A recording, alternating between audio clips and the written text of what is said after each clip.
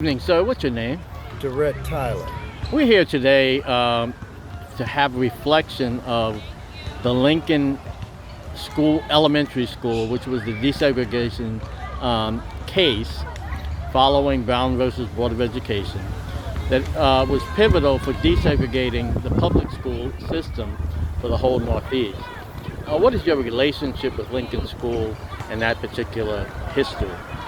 Well, I was a member of the community at that time. I lived right across the street in Hartley houses, and I was a student at Lincoln School. What was it like to go to Lincoln School?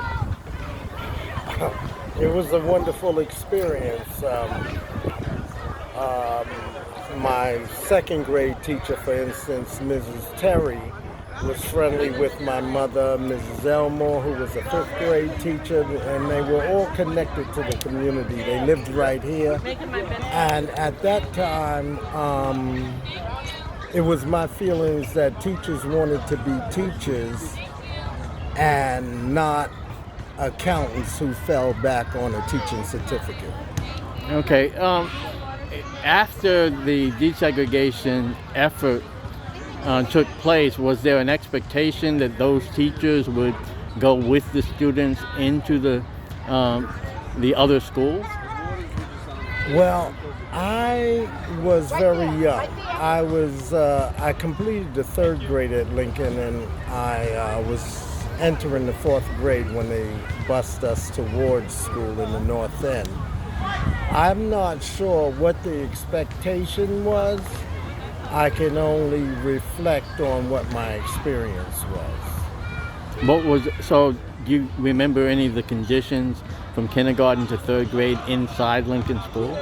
Oh yes, it was a wonderful experience. Was it the building itself was intact and the building was intact. Okay. Yes, the building was intact, and I didn't see any reason to close the building down. So was there controversy on behalf of the 6 parents and the 12 students that were involved in moving and the rest of the community on any level? Or in terms of, because it happened, it followed the 14th Amendment and due process for integration, in terms of integration like the rest of the country, in terms of that movement.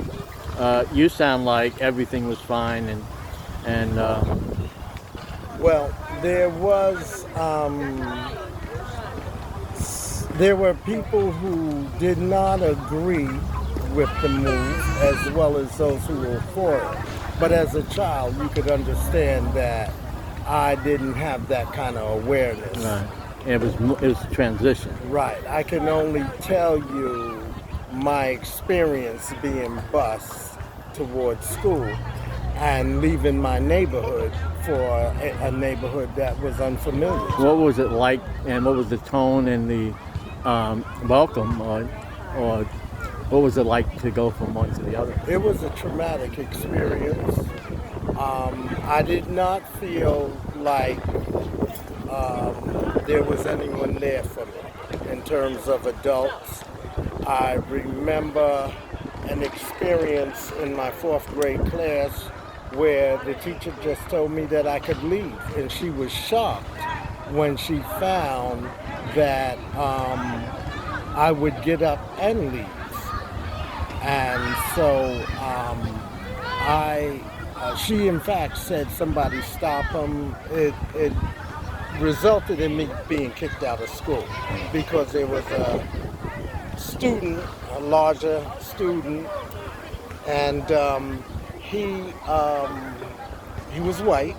He chased me down the hall.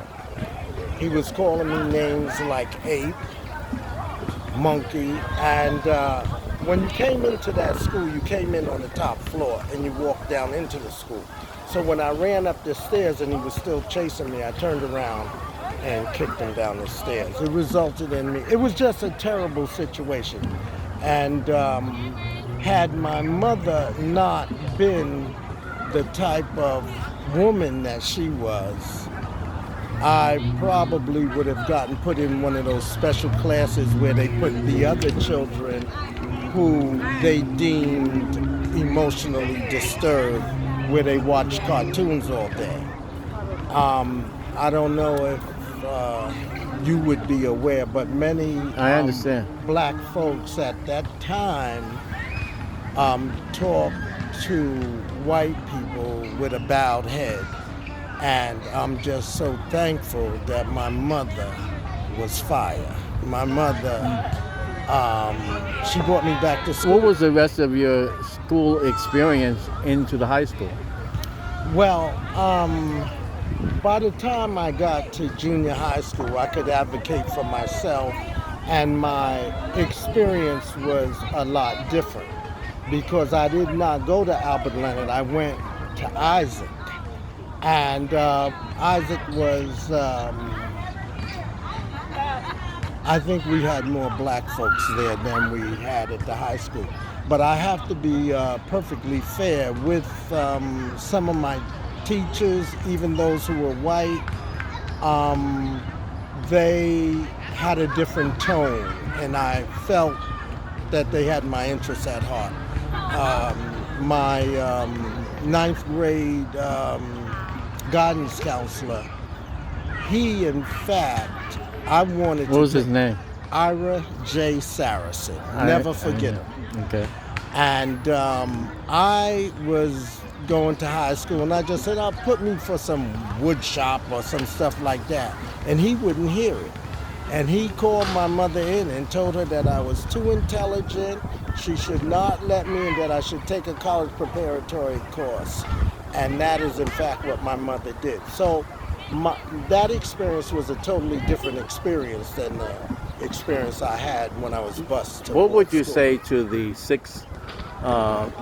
the legacy of the 6 black families and the 12 children, and the reason why we're here today? What would you say to those forebearers today, having been graduated and born and raised here?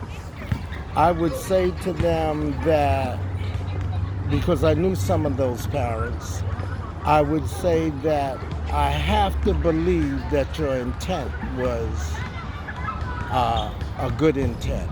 However, I wish you would have thought it out a little more, because what you did was the beginning of the end of this community.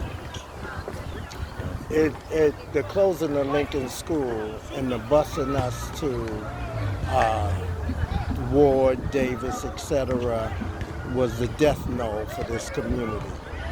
Integration itself was the worst thing that happened to this community. Well, And I say that because the pharmacist, Dr. Daniels, was black.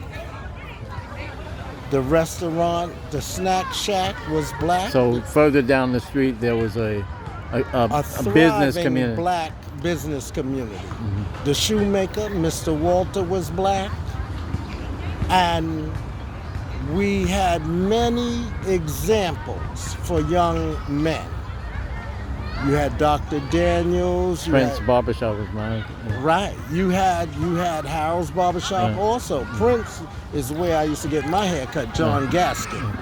And what I'm telling you is you had all of these members of the community, both professional and others. And so that let a young man realize, or a young woman for that matter, that there were several avenues to success. But enter integration, and many of those people moved out of the community, whether they were the professionals who could now live on Pine Brook Boulevard, or they had to leave because the business died. Because now you could eat at the counter at W.T. Grant's, and now you're going to the Italian shoemaker, Mr. Walter can't make a living, and things fall apart. And so that's why I say it was the death knell for this community. And we know that your dollar should circulate like at least 15, 16 times in your community, at least a few days. before it leaves the community. And that's the situation we had before. So perhaps if those folks were alive today and were able to look back on it, they too would feel like myself. and they would say, hey, we could have did it differently. Because I have to believe their intent was good. Thank you so much, Mr. Tyler. You're more than welcome.